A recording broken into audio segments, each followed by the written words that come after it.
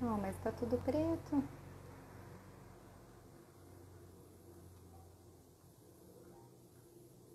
Deixa eu ver. Olha lá. Mas por que tá preto? Porque você tá com a câmera virada. Clica aqui. Aí. Nossa, gente. Fica quieta. Jesus. Mas não tava, amor. Não tava, porque eu não mexi aí. Não, acho que não tava Tá aparecendo aparecendo mesmo. aqui. Vamos lá, deu certo.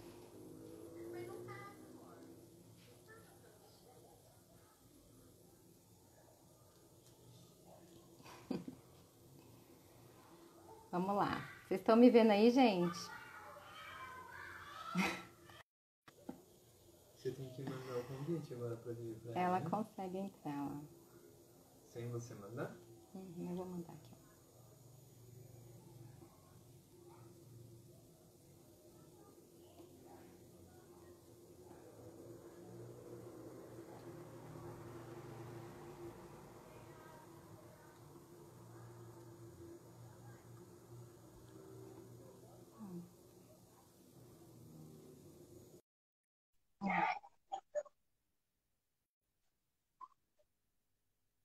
Oi!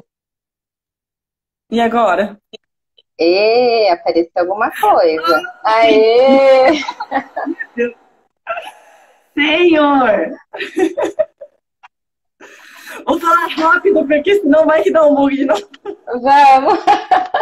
Deixa eu só ver uma coisa aqui, pera rapidinho. Vocês estão vendo aí? Ok. Ó, Beleza, Aline, Hã? o meu marido mexeu aqui, ele disse que eu tava com a câmera virada pro outro lado. Mas eu juro que não fui eu que apertei esse botão, porque eu não mexi na câmera, mas enfim.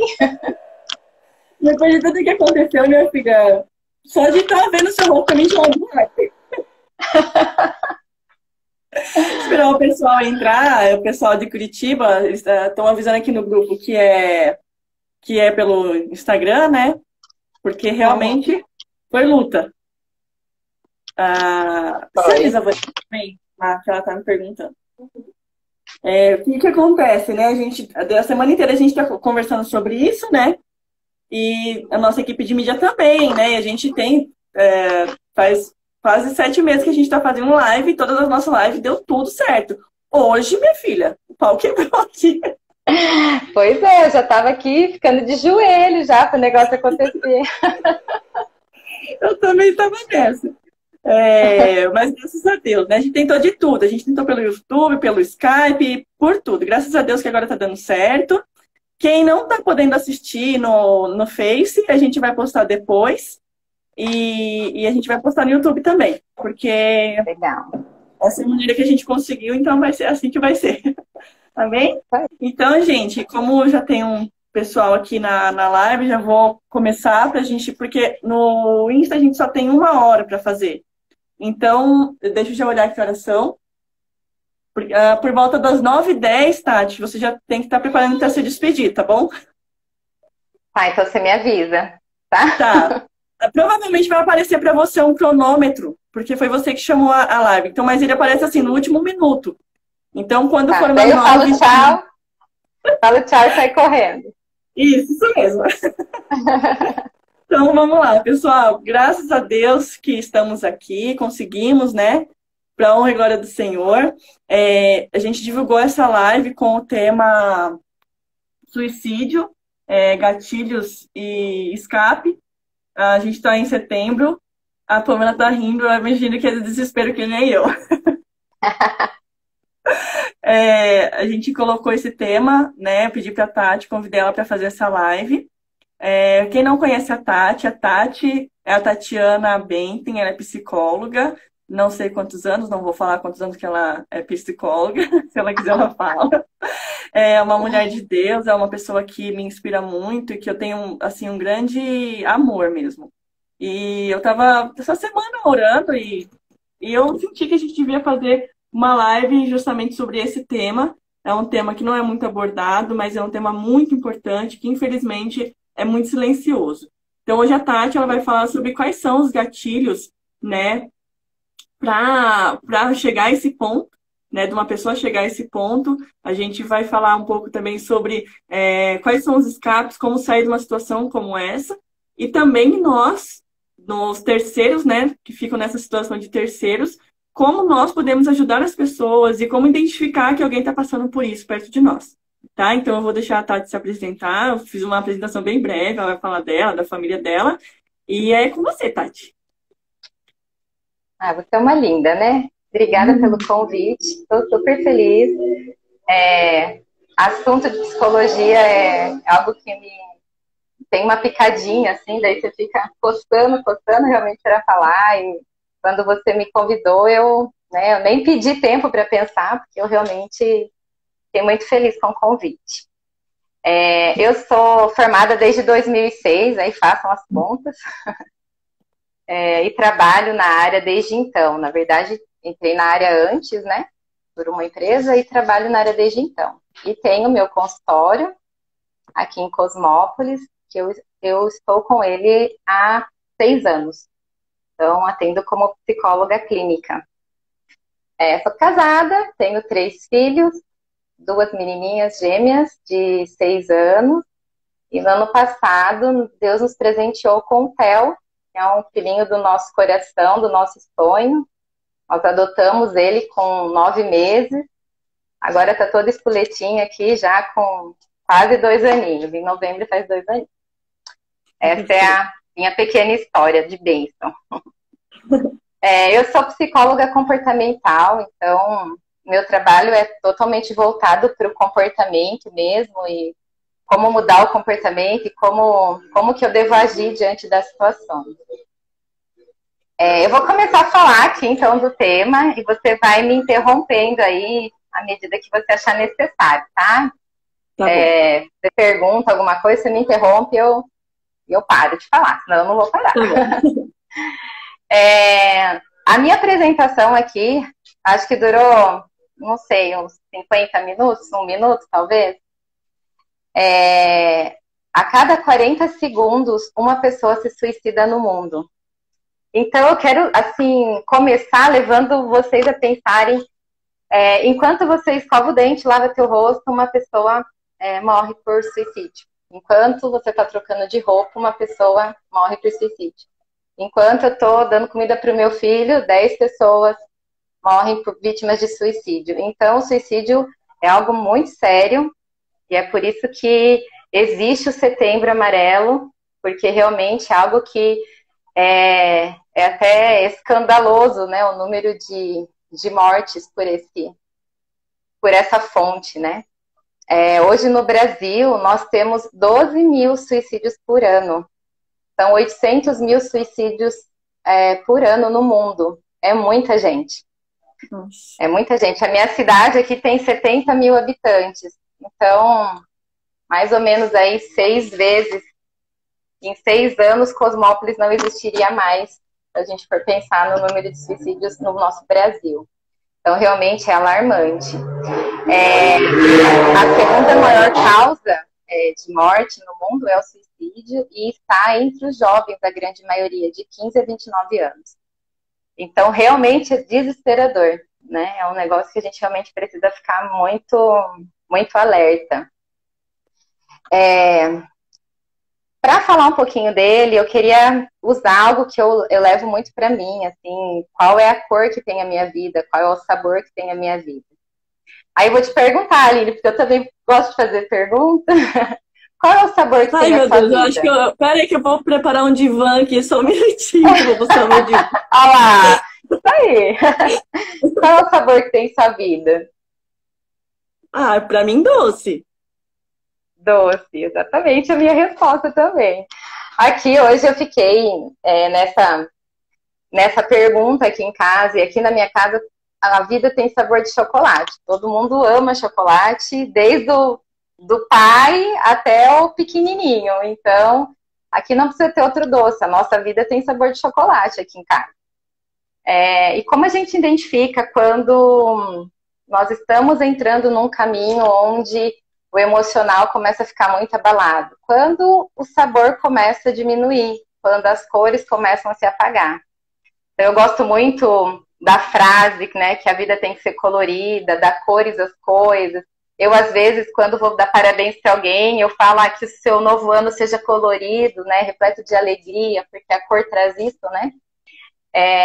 E quando a gente percebe que as cores estão apagando, é porque tem alguma coisa errada. Para falar de suicídio, então, eu vou falar diretamente à depressão, vou ligar ele totalmente à depressão. Existem outros casos que levam ao suicídio, mas aí eles estão ligados mais a doenças realmente específicas, que levam, né, a pessoa a tomar essa decisão, que daí foge um pouquinho da depressão, mas é mínimo. O carro-chefe é a depressão. Então, o que é a depressão? A depressão, ela é uma tristeza profunda. E é engraçado quando a gente fala dela, porque é muito comum a gente passar na rua e alguém falar, hoje eu tô meio depressivo. Né? Já ouviu isso, Aline? Já, né? A gente escuta muito isso, né? Hoje eu acordei depressivo, né? E acaba ficando comum na boca das pessoas, e daí quando a pessoa realmente precisa de ajuda, ninguém acredita que ela tá realmente nessa situação. Porque tá tão normal, assim, no vocabulário do brasileiro, né? Tô meio depressivo, que levar a depressão a sério tem sido um grande problema. E quando a gente se dá conta realmente de que alguém está precisando dessa ajuda, já foi o tempo de ajudar, já não consegue fazer mais nada. Então eu queria falar um pouquinho para vocês dessa profundidade que é a depressão e por que a pessoa ela chega nesse limite, né, do suicídio. Como que a gente percebe quando a depressão está chegando perto?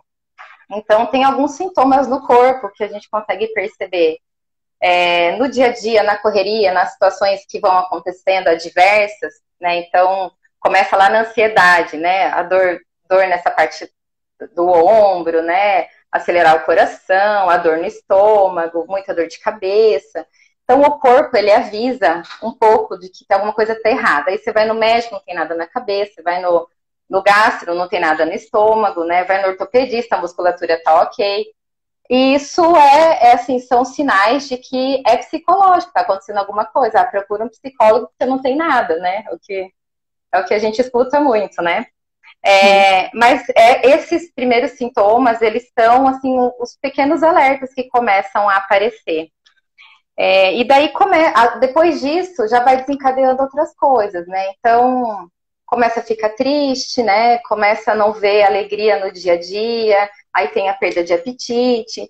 Então, são sinais de que o emocional está dando uma baixa e que tem alguma coisa errada, que a gente precisa ficar alerta. A mente da pessoa com depressão, ela é diferente da minha, ela é diferente da sua. Então, por exemplo, como é que eu encaro uma dificuldade com o meu marido? Eu sento com ele e converso. E se alguma pessoa falar para mim, eu tô triste por causa do meu filho, por causa do meu marido, eu vou pensar, nossa, mas é tão simples resolver, senta e conversa. Porque para mim, isso é simples, mas para você, não é tão simples. Então, quando eu falo para mim, eu tô falando de uma forma geral, tá? Não tô falando única e exclusivamente de mim.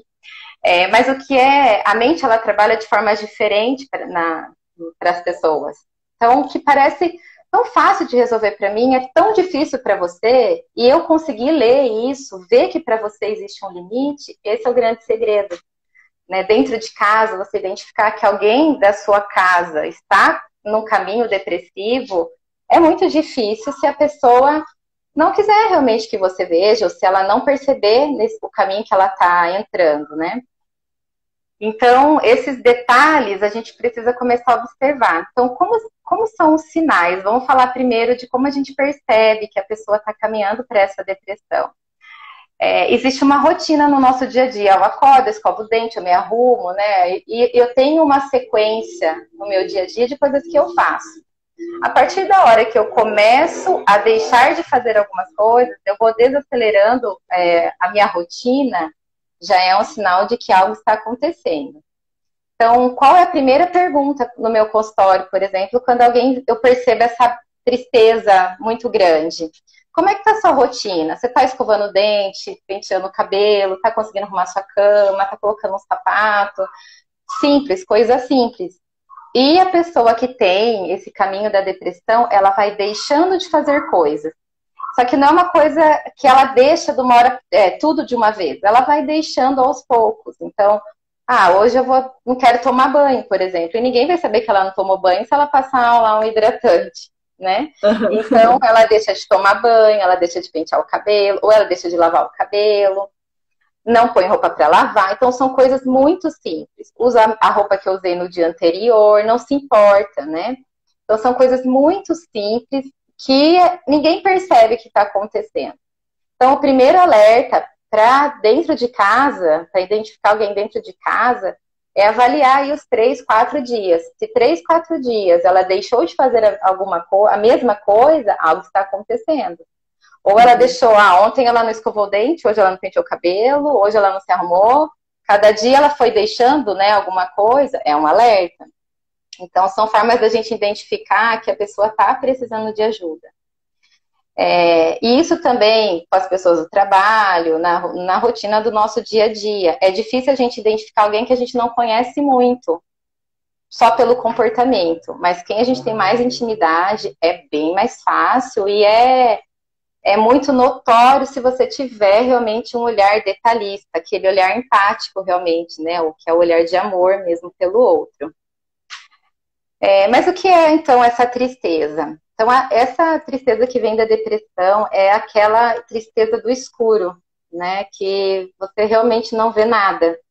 Então, a pessoa que caminha para esse quadro, ela para de ver prazer na vida. Então, por que eu vivo? Para que serve? Por que eu estou aqui? Ela para de ver a beleza das coisas. Ela para de querer fazer parte das coisas, né? Da história de alguém. Então, como eu falei, a medida de tristeza de um para o outro é muito, muito diferente, né? Como a gente sente.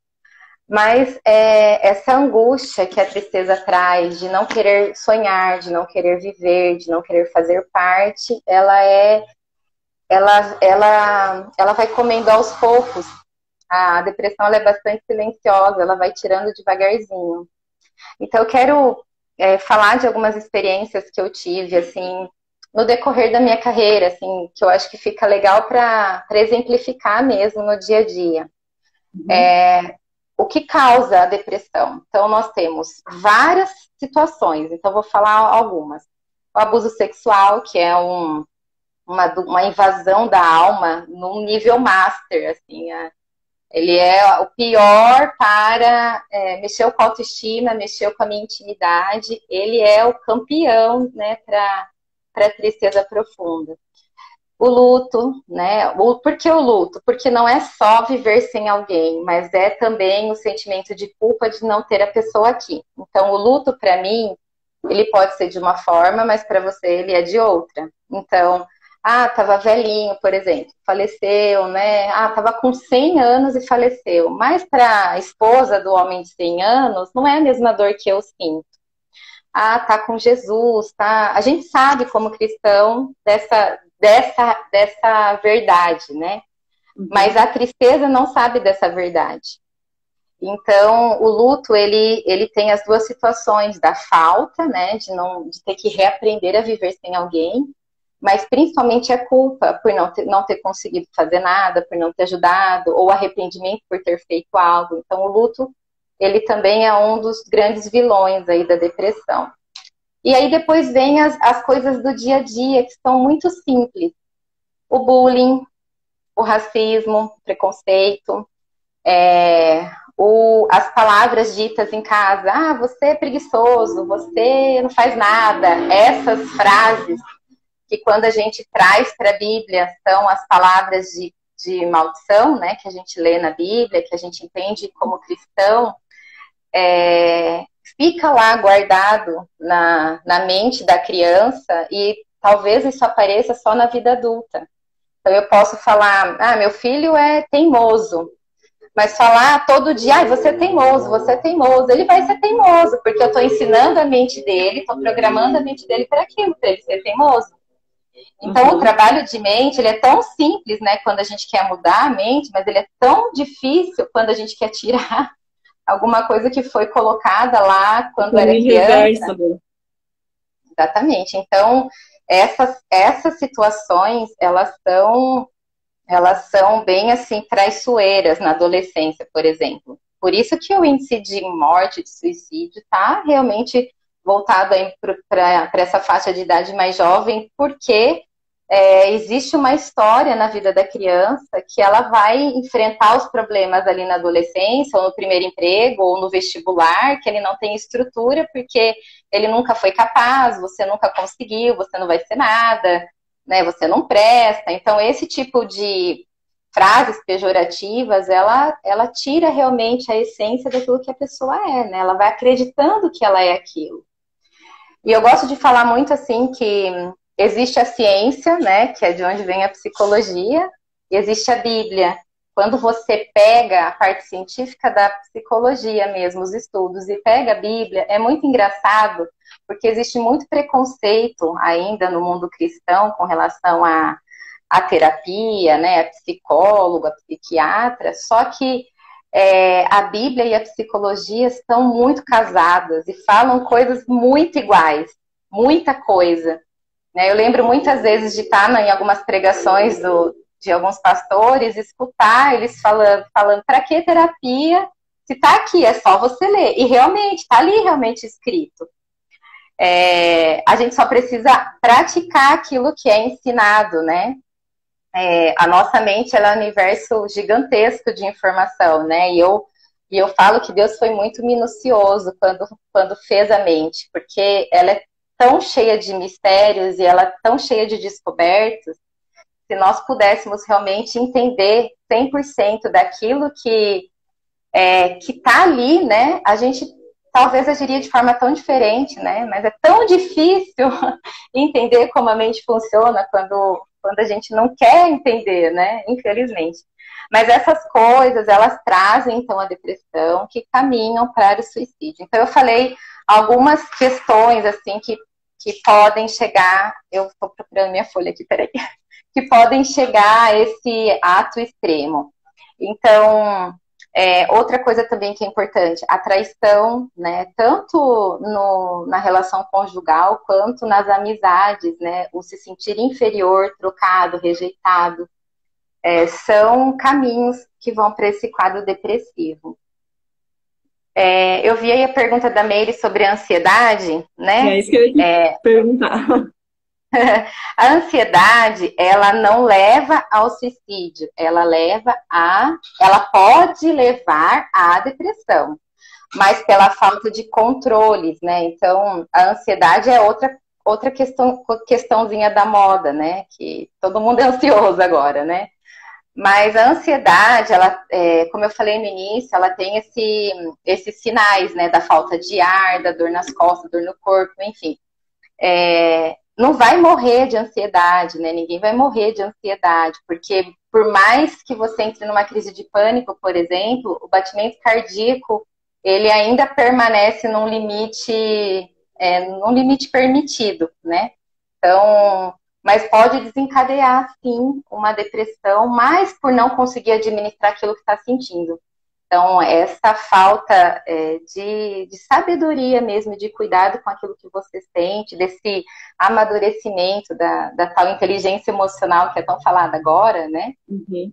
Que pode levar a esse caminho de depressão. Tati, pode falar. Deixa eu te fazer uma pergunta. Você falou algo que, na verdade, a gente já tem conversado sobre isso. O que eu tenho percebido? Realmente agora, né? Todo mundo... tem ansiedade. Então, não menosprezando, eu sei que é algo sério, né? O Dani teve síndrome do pânico um bom tempo, né? Graças a Deus está curado. Mas, às vezes, eu tenho a impressão de que as pessoas, elas têm... quando elas passam por uma situação de ansiedade, é como se elas pertencessem a uma tribo. É como elas achassem uma identidade. Eu agora sou ansioso, então eu tenho um grupo que eu pertenço a isso. E muitas vezes elas parece, né? Eu tenho a impressão de que elas têm até dificuldade de sair disso por justamente querer pertencer a algo. Querer pertencer a um movimento, alguma coisa. Então, se eu sou ansioso, eu sei que tem mais gente que passa por isso, que realmente é verdade, a pessoa está passando por isso. Mas muitas vezes a pessoa se apega a isso como se isso fosse a identidade dela. É uma impressão ou isso realmente acontece? Não, acontece, que aí a gente chama de vitimismo, né? A Aham. pessoa ser a coitada, né? Acontece. Há casos e casos, mas sim, acontece muito. Muita pessoa vem assim no consultório e eu falo, você tem certeza que é isso que você está sentindo? E eu, assim, preciso repetir as perguntas na outra sessão para ver se ela vai responder a mesma coisa, justamente por ter essa necessidade de chamar a atenção para ela. Mas daí existe algo que vem atrás. Por que eu preciso da atenção para mim? O que faltou que eu preciso fazer parte desse grupo de pessoas ansiosas e levar esse rótulo? Ah, eu sou assim porque eu sou ansioso. Ah, Uhum. eu me comporto assim porque eu sou ansioso. Então, a pessoa acaba se protegendo atrás do diagnóstico de ansiedade. E é uma frase que eu falo muito aqui para os meus pacientes: não se esconda atrás do. Ai, perdi a palavra. Do diagnóstico que eu te dei. Porque senão eu sempre vou ser o ansioso, eu sempre vou ser o depressivo, eu sempre vou ser quem tem problema de autoestima. Então eu me escondo atrás da minha doença, né? Vamos chamar de doença, atrás da minha terapeuta e uso isso como escudo para qualquer coisa que eu faça. Então, existe ansiedade, mas eu consigo racionalizar e pensar sobre o meu comportamento. Então, como é que eu fujo disso, dessa ansiedade, né? Eu falo sempre para qualquer pessoa que me pergunta, primeira resposta é: você faz atividade física? Consegue fazer? Porque nós precisamos produzir o hormônio do prazer, né? Nós precisamos dessa produção. Então, como é que eu produzo isso? Ou eu tomo um remédio, né? Vou fazer um tratamento medicamentoso com um psiquiatra, ou eu vou fazer atividade física, eu vou deixar o meu corpo produzir serotonina, endorfina, para que venha o hormônio de prazer em porções maiores do que eu recebo hoje. Então, precisa fazer atividade física. Ah, é muito? Não, faz meia hora por dia. Vai caminhar, vai correr, vai fazer alguma coisa. Precisa gastar essa energia. Uma outra coisa legal para a ansiedade, no caso, é realmente o trabalho da mente. Antes de você dormir, você precisa relaxar sua mente. Não pode ficar no celular com a luz do celular. Não sei quem consegue hoje, né, principalmente os ansiosos, né, deixar o celular de lado, mas você precisa ter esse relaxamento. Então, ouvir uma música. Eu indico muito música clássica, sem letra, só instrumental, porque isso traz, né, relaxamento para a mente, provado cientificamente, que é uma boa. Mas esse trabalho de autoafirmação também, eu não estou sentindo isso. Isso é da minha cabeça. Isso vai mudar. Claro que quando eu falo não estou sentindo, não estou dizendo que é uma fantasia da pessoa. Não, ela está sentindo o coração acelerado, ela está sentindo a dor, né? Mas ela Uhum. pode rebater a mente, porque ansiedade é mente, não é problema que eu vou tratar com cirurgia, por exemplo, né? Aham. Respondi isso a pergunta? Sim, sim, muito claro. Muito obrigada. Tá. Voltando a falar, então, vamos voltar lá no suicídio. Eu queria linkar um pouquinho com a palavra, né? Como eu não falei no início, né? Mas eu sou psicóloga cristã, sou cristã de berço, né? Nasci, vivi, cresci, estou aqui, né? Meus pais, meus avós. Então, o que eu aprendi com Deus, com tudo que eu vivi com Deus, e o que eu acredito é que a palavra nos fala que o ladrão vem para roubar, matar e destruir. Então, se eu não cuidar de quem eu serei roubada e destruída. Então, eu pergunto para os meus pacientes na primeira consulta: qual é a sua fé? Você crê em quê? Porque se a pessoa falar para mim Jesus, perfeito, né? Assim, é um cenário que eu tenho domínio para ajudar, né? Até agora todos creram em Jesus que vieram aqui. Mas o quanto é importante a gente se agarrar na fé, quanto é importante eu ter fé em algo, né? E eu quero muito que as pessoas tenham fé em Deus, porque eu sei que Ele pode fazer. Mas a pessoa depressiva, ela não tem forças nem para buscar a Deus, ela não tem forças para pedir para alguém orar por ela. E nós precisamos, como cristãos e como amigos e como pessoas, respeitar isso. Porque a pessoa depressiva, ela não quer levantar da cama porque o filho é bonitinho, ou porque Deus me deu uma família, ou porque essas coisas que a gente escuta, né, dos familiares. Olha como você tem uma vida maravilhosa, olha as pessoas que estão na rua, olha os drogados não sei aonde. Isso não ajuda, isso destrói. Como eu falei lá no início e vou repetir, nós sentimos coisas diferentes uns dos outros. Então, essa força que eu tenho quando eu tenho um problema familiar, de levantar, de tomar meu banho e de recomeçar, não é a mesma que você tem. Então, eu nunca posso colocar um rótulo de preguiçosa em você, um rótulo de sem vontade, de desanimada, porque a mente depressiva é um pano escuro, pano escuro, não é claro como eu vejo, é escuro, preto, negro, não vê nada. Então, a pessoa que está nesse quadro, ela não quer que ninguém fale que ela é bonita, ou que ela é feia, ou nada, ela quer ficar sozinha, ela quer viver no mundo dela. E esse desgosto comigo mesma faz com que eu caminhe para essa decisão de cometer o suicídio. Qual que é o alerta, né? Além desse quadro depressivo que nós precisamos observar bastante, um alerta muito importante são postagens em rede social. Por exemplo, ninguém me ama, ninguém vai sentir falta se eu morrer, né? Você já viu alguma postagem assim, Aline? Já. E me eu também bastante. Já vi várias. E, nossa, né? É um negócio que a primeira coisa que a gente pensa, gente, olha, essa pessoa tem uma família tão linda. Ai, tá querendo chamar atenção. Existe sim essa questão do chamar atenção. Mas se quer chamar atenção é porque está acontecendo algo e a gente precisa respeitar isso. Então, esses alertas, essas primeiras falas, minha vida não tem valor, não sei por que eu nasci, era melhor eu não ter vivido, né? Então, essas frases, elas são frases de alerta pra gente. Se a pessoa falar isso uma vez, opa, o que está acontecendo? O que eu vou fazer como amiga, como mãe, né? Eu vou sentar e vou perguntar, por que você falou isso, né? O que está acontecendo? Por que você fez essa postagem? Você está sentindo alguma coisa? Se a pessoa não respondeu para mim, ela não se abriu comigo, Aline, sabe tal pessoa? Eu sei que você tem contato com ela, eu percebi tal coisa, você não quer tentar ajudar? Aí a Aline vai lá e tenta ajudar e de repente consegue, né? O que a gente não pode é ver e não fazer nada. A pessoa não quis me ajuda, deixa para lá. Então, isso é muito comum e é muita gente escondida com depressão e falando de morte e se mutilando e se cortando. A gente teve um caso muito sério aqui no ano passado, ano retrasado, acho que no ano retrasado, 2018. Nós tivemos um caso de um professor na cidade que faleceu. E foi falado que foi um suicídio. Eu não tenho certeza absoluta para falar, não tenho propriedade, porque não foi divulgado, mas só foi comentado. Aí eu tenho, aqui no meu consultório, eu tenho uma outra psicóloga que atende junto comigo, e nós começamos a perceber uma busca por terapia de uma determinada escola.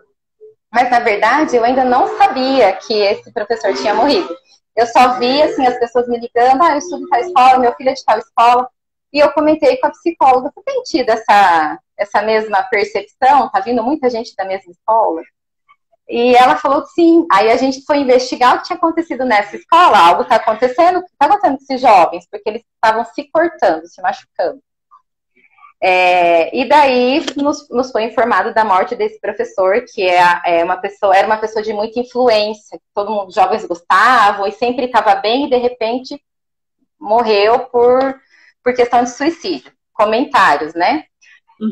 E como é séria isso para o jovem, porque daí eles não conseguiram lidar com essa situação de não tê-lo ali, dele ter abandonado, aí vem todo aqueles questionamentos. Mas ele era tão legal com a gente, mas tão não gostava da gente, por que ele fez isso? E nos atendimentos com alguns alunos, eu escutava isso.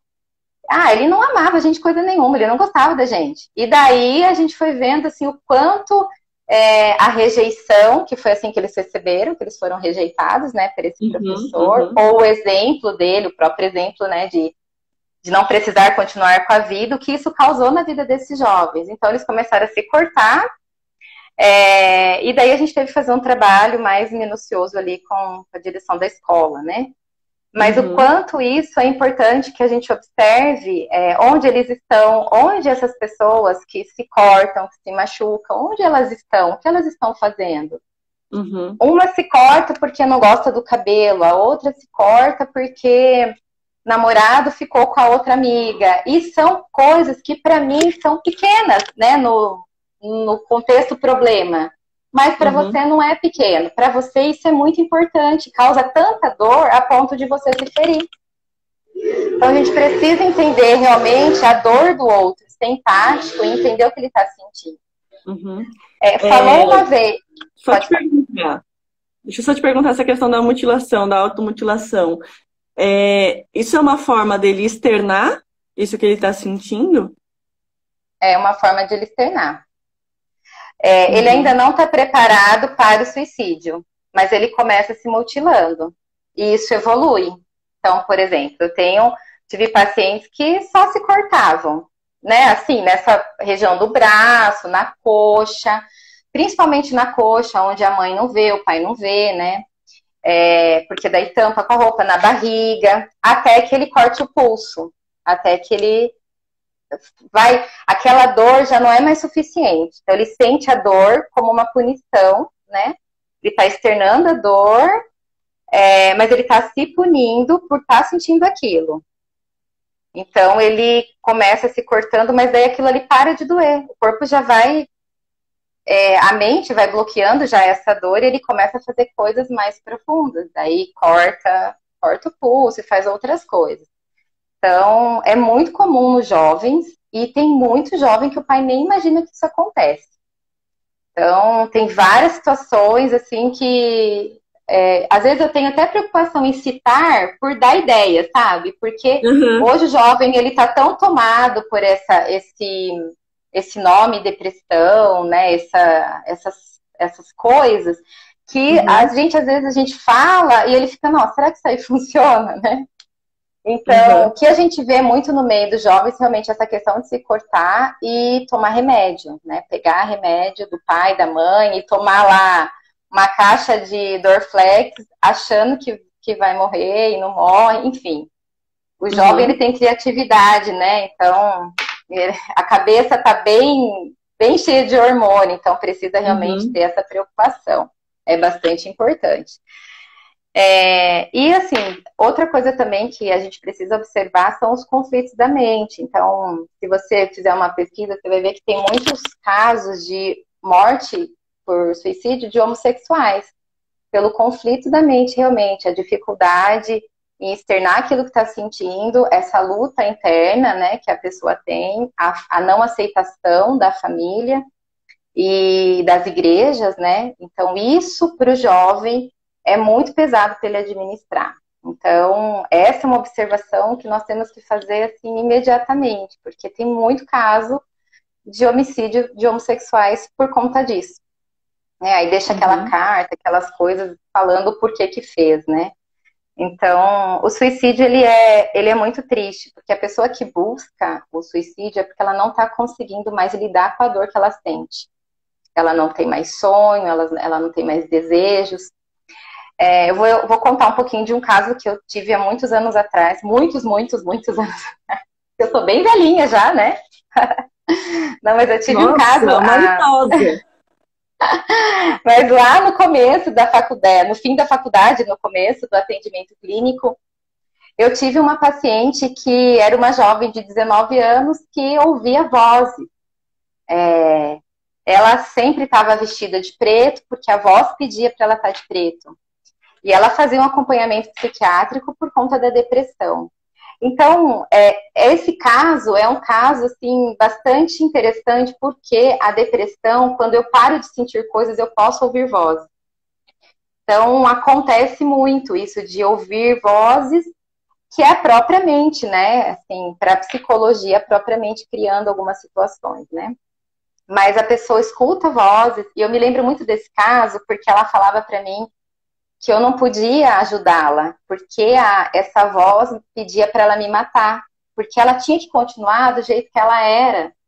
E eu lembro que o meu consultório era no segundo andar era lá numa outra cidade, no segundo andar, e eu atendia ela 9 horas da noite, 8 horas da noite, só eu dentro do consultório e o segurança lá embaixo na portaria.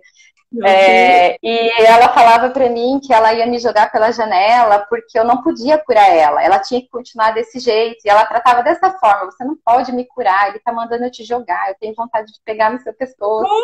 Então, primeiro eu chorei muito naquele dia depois que ela foi embora. O Alessandro teve que me buscar porque eu não consegui dirigir. Eu era recém-formada, né? Então, Meu nunca tinha vivido Deus. uma situação assim.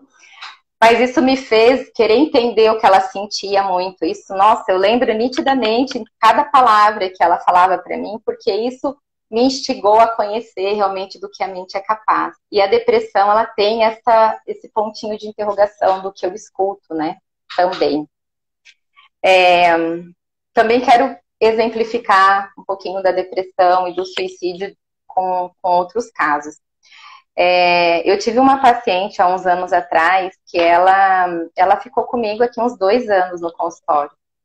E ela vinha aqui e falava para mim assim: eu só não vou morrer porque eu não consigo morrer, porque ninguém me deixa sozinha.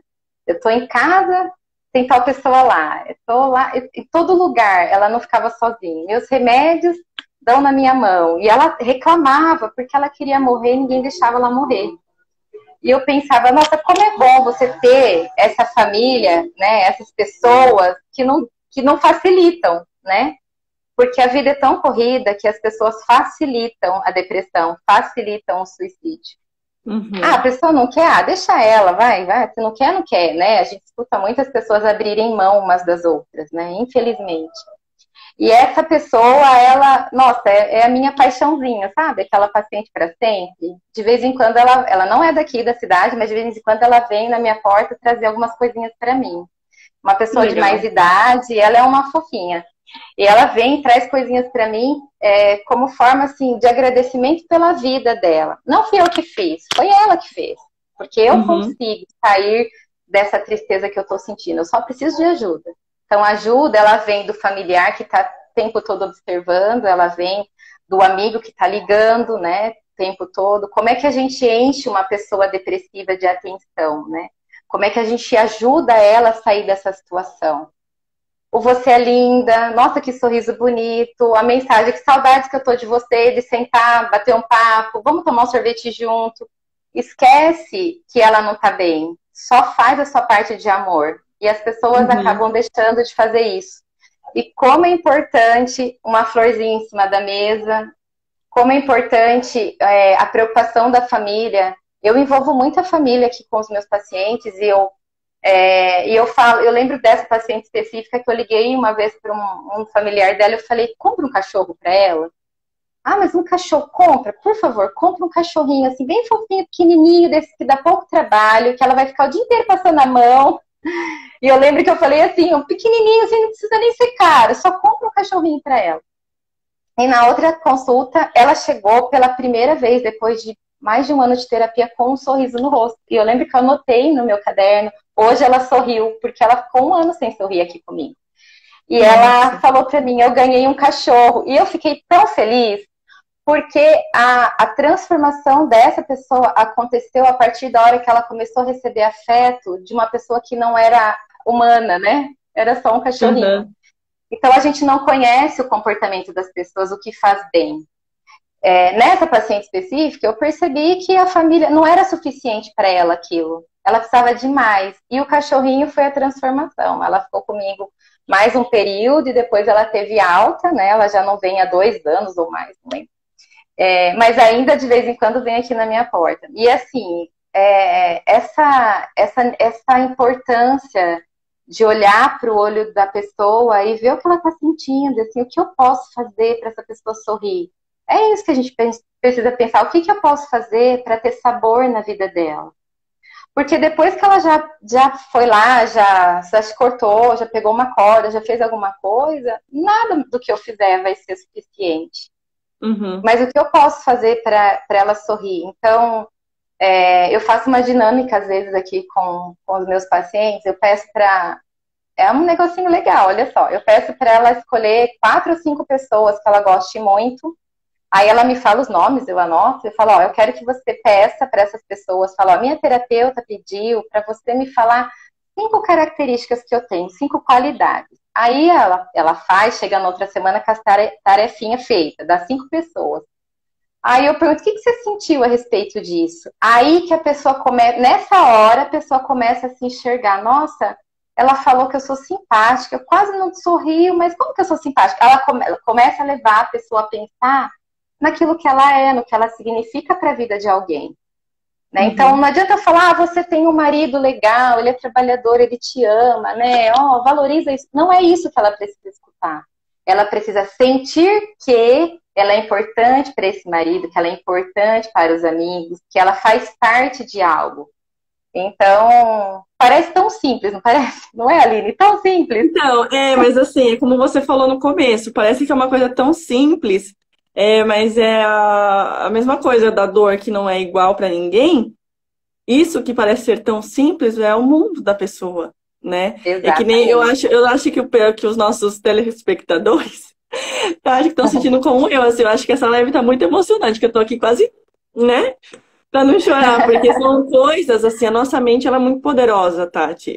Você deve saber isso mais que eu. Mas ela é muito poderosa, tanto para o bem quanto para o mal, tanto para mim quanto para outros, né? É verdade. Assim, ao longo dessa live a gente vai percebendo porque a gente teve tanta dificuldade de fazer essa live hoje. E a gente vai depois postar eu tô vendo aqui várias notificações do Facebook, provavelmente as pessoas estão perguntando da live que não deu para fazer lá. Que lá a gente acaba tendo um pouco mais de alcance. Mas, assim, graças a Deus que a gente está tendo essa oportunidade, porque por muito tempo esse tema, ansiedade, depressão, suicídio, ficou muito escondido, muito abafado. Então, só quem sabia era você no seu consultório e mais ninguém. E você, tipo assim, eu nem imaginava que alguém estava passando por esse problema ou que estava precisando procurar um psicólogo. E como você falou, essa questão da gente querer ajudar as pessoas, realizando na vida delas a nossa vida. Então eu lembro assim, quando o Dani estava passando por esse período de síndrome do pânico, eu queria tanto que ele saísse daquilo que eu, infelizmente, acabei usando palavras erradas. Mas você não precisa disso, você é forte, você olha a sua vida, olha o que você tem, olha o teu emprego, não sei o quê. E você aí, graças a Deus, né, rapidamente percebi que isso não estava certo. E a gente, ao invés de mostrar para a pessoa o quanto é valioso tudo isso, a gente faz a pessoa se sentir culpada por ter coisas tão valiosas e não aproveitar. E não é que ela não quer. Exatamente. Pode continuar. Tem um telefone que é muito usado, que é o 188, que é o Centro de Valorização da Vida. Ele é muito interessante, principalmente para os cristãos que são ainda, alguns, né, lógico, são preconceituosos com relação à terapia, e não quer procurar ajuda, quer vencer sozinho, e não consegue, né, porque a depressão não te deixa vencer sozinho. Você precisa das pessoas, você precisa sentir esse amor. E o CVV são voluntários. Você liga lá, eles não pedem seu nome, eles não tem bina, não tem nada. Eles só te escutam e eles te dão uma palavra de força. E é muito legal, porque nós, infelizmente, dentro das igrejas, nós enfrentamos realmente algumas dificuldades. Tem muito cristão dentro de consultório, assim, no segredo absoluto, porque não quer falar, porque acha que a fé está sendo abalada por conta disso. Eu sou bem clara em falar que se Deus criou o ortopedista, ele criou o psicólogo.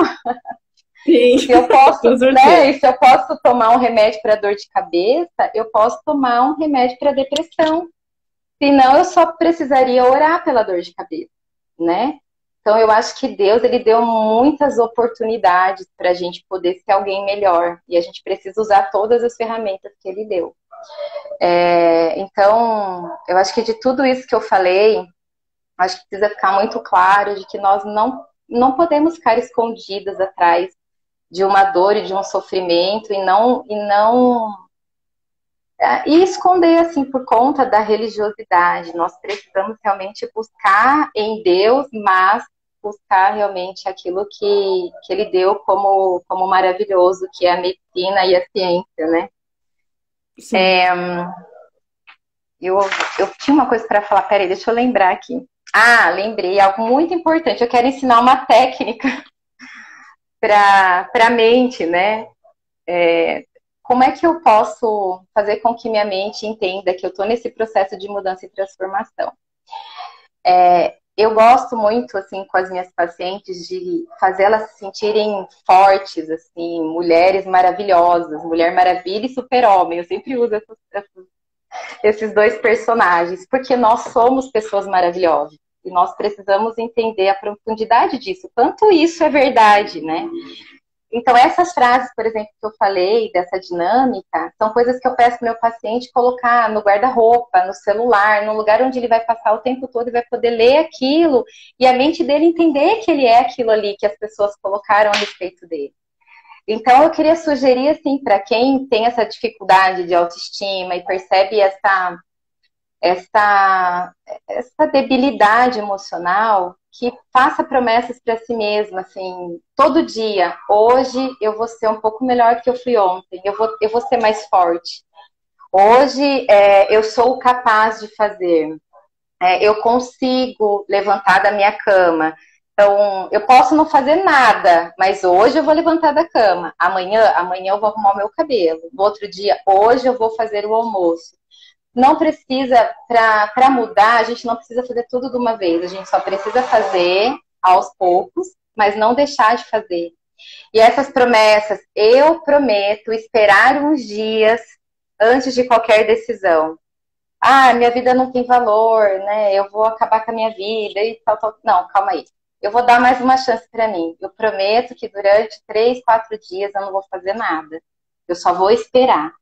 Então, é o tempo que a gente precisa para ajudar e para a pessoa, assim, descansar a mente nesse sentido. Então, na hora do desespero, eu vou tentar esperar mais um dia. E o que eu gosto muito, assim, de falar também para as pessoas que me procuram é que eu não sou depressiva, eu estou depressiva. Eu não sou ansiosa, eu estou ansiosa. Eu não me defino. Eu não vou falar algo que eu não sou. Eu sou a Mulher Maravilha e eu sou o Super-Homem. Então, eu não sou, eu estou. E o estou, ele tem prazo, né? E, se Deus quiser, um prazo bem curtinho, né? Então, é importante a gente poder determinar para nossa mente aquilo que nós somos e não criar rótulos para gente. E mais uma coisa que é bastante importante é essa questão de não ficar sozinho. Se você perceber essa dificuldade, esse emocional baixando, não ficar sozinho. Perceber uma mudancinha já se move a favor de você mesmo. É difícil, mas não é impossível. Tá dando horário, Aline? Eu corri aqui porque eu vi a hora. Então, aqui tá tem 5 minutos. Inclusive, então, pra mim você travou aqui, mas eu tô vendo aqui no da Marcela, tá normal, né, Marcela? Aqui travou, então pode seguir. Então, mas bom. Não apareceu nenhum cronômetro aqui, então pode continuar. Eu queria falar, assim, que eu sou apaixonada pela psicologia. Eu gostaria de fazer muito mais do que eu faço. Que eu acho que as pessoas, elas precisam disso, de ajuda. Mas Deus me deu mais um bebê no ano passado e eu desacelerei, né, novamente meus atendimentos. Né? Eu continuo atendendo, mas com horário um pouco mais reduzido. Mas os pacientes que vêm para mim, Aline, são pessoas importantes. E eu acho que quando você precisa de ajuda, você precisa procurar pessoas que te vejam dessa forma, como um ser importante e único. Não busque ajuda em qualquer pessoa, porque não é sempre que você vai conseguir encontrar aquilo que você está buscando. Eu amo a minha profissão e eu amo estar com os meus pacientes. Então, eu choro depois de terapia, eu não durmo depois de terapia, eu já passei noites em claro, mas todos os meus pacientes recebem a minha oração todos os dias. Eu tenho esse compromisso com eles. Claro que eu não falo isso para eles, não sei se algum deles está assistindo ou não, mas eu oro por todos os meus pacientes. Então, eu acho que é muito importante a gente identificar realmente a pessoa que quer que eu mude, que quer a mudança na minha vida. Procurar uma pessoa que te leva para baixo não vai te ajudar. Então, o que eu garanto como profissional é que os profissionais apaixonados, eles dão tudo para que você fique bem.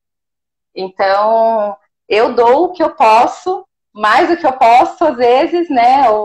fecho, assim, atendo de domingo, atendo sábado, atendo 6:30 da manhã, atendo 11 horas da noite. Já, assim, o psicólogo apaixonado, ele faz, assim, sem pensar. Então, quando você precisar de ajuda, busque pessoas que te amem e que amam ajudar. Não precisa ser, no caso, psicólogo, né? Mas eu falo de você poder falar com alguém. Só corrigindo. Psicologia, psicólogo. Terapia, psicólogo, tá, gente? Depressão, psicólogo. Mas eu falo no sentido de começar a identificar essa necessidade de ajuda. Procure pessoas que amem realmente ajudar, que queiram ser empáticos, né? Que sintam aquilo que você está sentindo. Você olhou pro relógio. Ai, Tati, porque assim, tá tão maravilhoso, tá todo mundo falando aqui, né? Eu não quis te interromper pra gente ganhar mais tempo, mas é claro que o seu puxa-saco número 1 tá aqui, falou que a mulher dele é maravilhosa, sábia, linda, perfeita. Ai, muita gente aqui, com certeza também eu tenho. Vocês são uma família para mim muito admirável, né? Desde os seus avós, seus pais, todo mundo, a geração maravilhosa.